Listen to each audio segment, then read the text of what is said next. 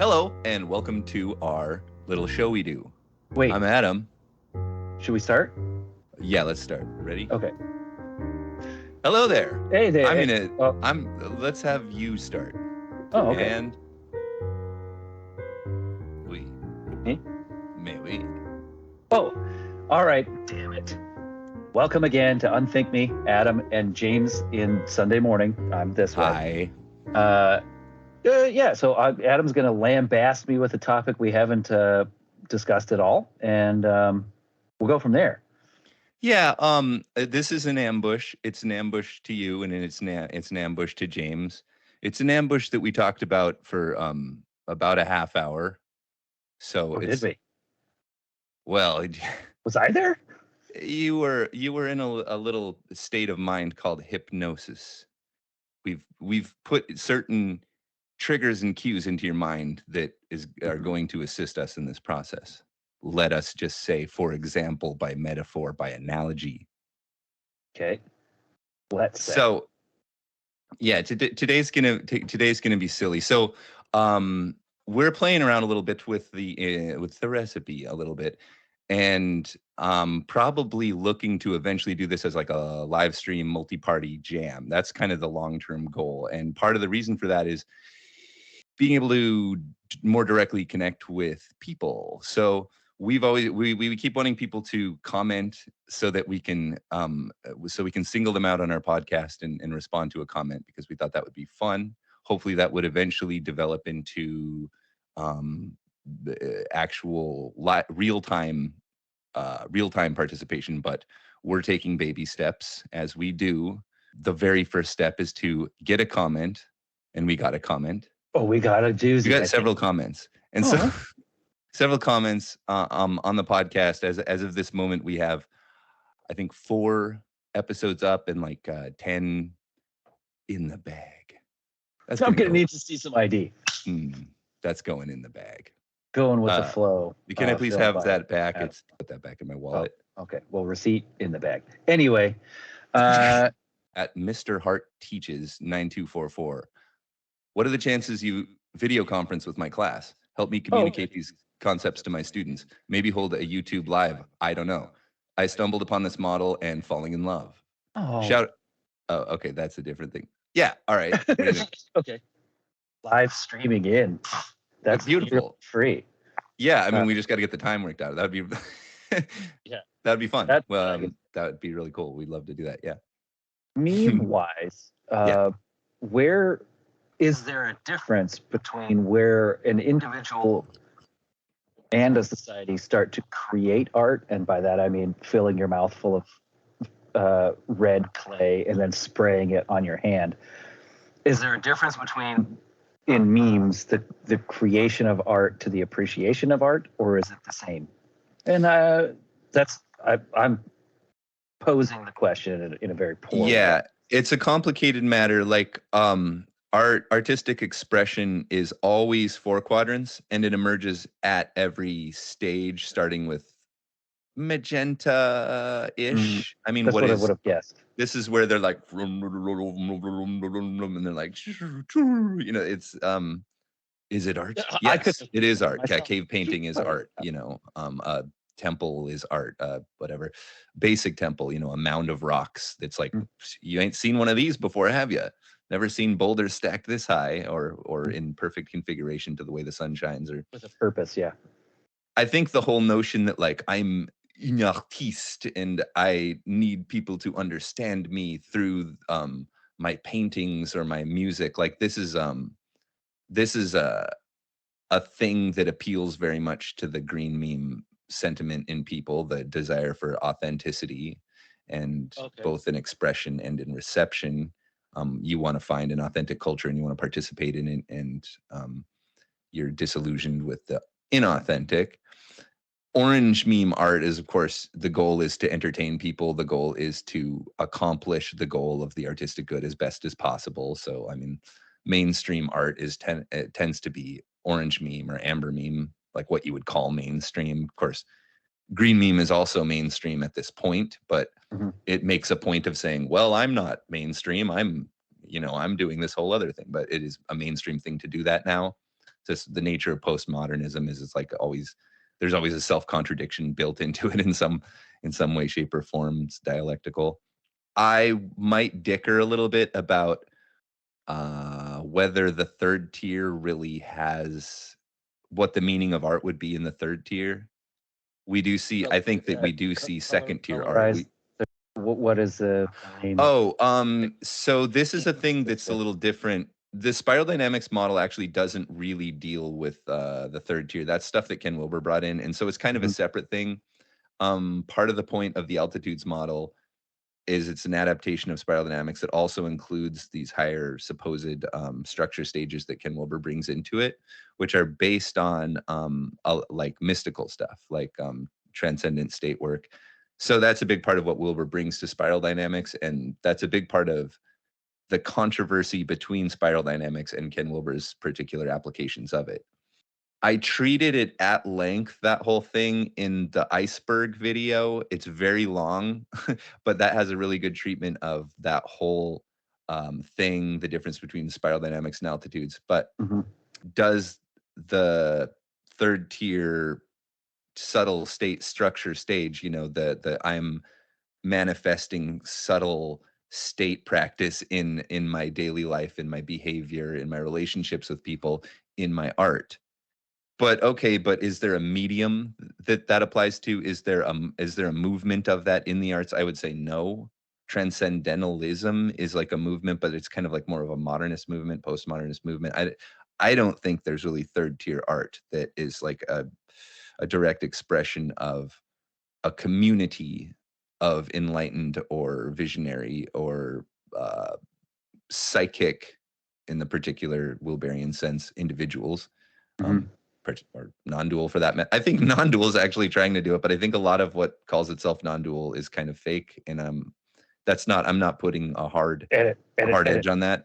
No, I'm not putting a hard edge on that, but cruising around YouTube, having people like describe their non-dual awakening, I don't think that's the same non-dual that Ken Wilber or like the people who came up with non-duality in general across traditions. I don't think that's what they were talking about, but it is a very interesting thing. So a segment of this could be, what did you call it? Artists Anonymous? Artists Anonymous, yeah.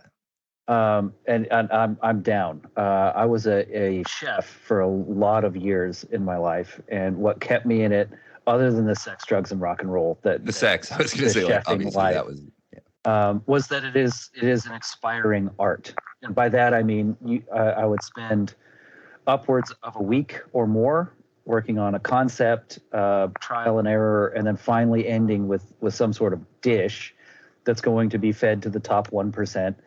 But the thing that sort of captivated me about it was that I spent all this time, effort, love making this small piece of art on a plate. And then I had some morbid satisfaction knowing that my art will literally be human shit in about 2 hours. Everything I made, turned into shit. Just briefly, that my dad, when he's like, oh, everybody goes off on the 4th of July, and they're literally just going up to a counter and turning their money into an explosion. They're gonna like blow up their money. Yeah, that's exactly the same sort of thought process. Your work of art becomes shit. It literally. I did make chili cheese Fritos once. And then put those on a hot dog bun with a hot dog. No, molecular. Anyways, economy wise, Artist Anonymous is great because we can talk about the real interpersonal struggle of, is my art so valuable to me that I will allow my base level of comfort to go down and be okay with that, acceptance of that. And it's interpersonal, and it's a 4-quadrant thing too. It's a very personal struggle. It's a very interpersonal struggle, and it is a very material struggle too. All those things, yeah. What's the 4th?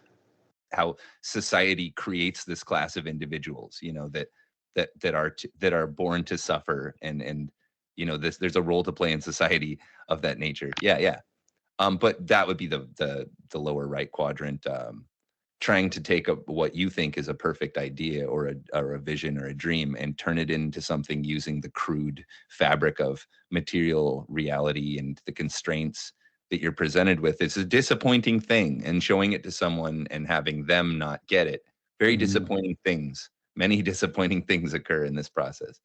In the lower right, in the upper left, and you're talking to about the interpersonal stuff, the holy crap, the conflicts that occur, because in general, as an artist, you are an unpaid boss working with unpaid labor, or you're one of those roles. You're all unpaid. You're working quite a bit if you're doing it right.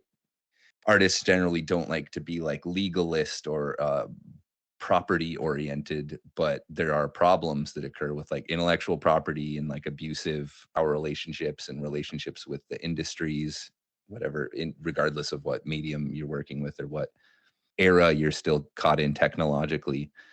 So there's a billion different directions to go with it. So I'm more setting the stage, like the groundwork, as like a meta concept or a module of our show where we talk specifically about art and talking a lot about what you're trying to do in terms of setting goals for it, how to assess whether you are doing it properly for your own happiness or to be a messenger of some vision or some maybe just value or concept that you're trying to champion. It's for your own happiness. If monetarily you can gain, if socially you can climb whatever ladder, that's something. I don't want to out Adam as an artist, but he, from an observer looking in, he was never happy with his end result to an extent. It could always be better. He could always have done something differently. And so Adam spent the better part of his life on his medium, which was music, hating it. And James, I would put in one little caveat, is that is absolutely true. But there was a moment where I was completely satisfied with things, and that was what I get off on. You know, it was when I had finished a draft, an early draft of something, and it was finished, and I could listen to it on my headphones or I could read it back. That was the most satisfying thing on earth. And the key to it is that I hadn't showed it to anyone yet. Once I start showing it to people, then it becomes a collective phenomenon, and that's when the problems emerge. That's where my pathology emerges. But it's a sacred thing in my own relationship with myself to create a thing and look upon it and be like, it is good. It is cool. I'm into that. This was a cool seed. It needs to be developed. It needs to be polished. Sure. Artist Anonymous. I love it. Please reach out with anything you have, either your struggle, success, wins, losses, same thing almost, or maybe some fan art. Maybe I'm a little thirsty over here. But really, anything. Let's talk about it. Let's work it through. If you'd like to be a guest, we'll definitely talk about it. This is the thing that we're interested to do. Absolutely. At Naomi COVID, I don't know. Last name K, and then I mean, it might be Naumik Ved, you know, like vegetarian. Anyway, go on. Should I say Naumik Ved? No, actually, it's probably not, because as we'll find later. Whatever. Thanks for the comment. We're losing the two people that commented. Thanks for watching. You're fine. You're fine. We got editors. We got a whole team dealing with this. I rarely comment on YouTube videos, but I wanted to say how much I enjoyed this discussion and its application of the spiral dynamics model. I would like to be applying it more. We're working with a lot of things. We'd like to apply it more. In my questionably achievable fantasy as a visual artist, my dream is to work independently and create without financial constraints, although the reality of life can be frustrating. I'd love to be a selfish recluse and just create for myself all the time without any concern for paying bills. I'm glad I stumbled upon this corner of the internet, commenting from London. Thanks for sharing. Smile. Oh. For most people, the basic responsibilities of covering your comfort and taking care of the things you need to are the nature of your life, and you really don't have enough time to really make it anywhere with a dream of it being like your full-time gig to do art. So that's a whole conversation that I've very much wanted to have for a very long time, and that's a big part of what we're going to do. So I wanted to kind of centerpiece this. Awesome that this is someone who is kind of just having maybe a transition in life and became interested in Integral, and were probably just browsing like Integral videos, and somehow the algorithm popped probably one of my like tutorial shorts up, and then to the channel, and then it's like, oh, a podcast. And it's like, this is where I really want to be fulfilling people's expectations, that we're bringing Integral into just like random ass discussions about everything. Like, for sure. That, yeah, that's cool. Yeah. But at least one person, and one of the first people to say anything about any of our shit, is a brand new person that stumbled upon it and likes it for what it's attempting to be. Beautiful. We are well met, my friend.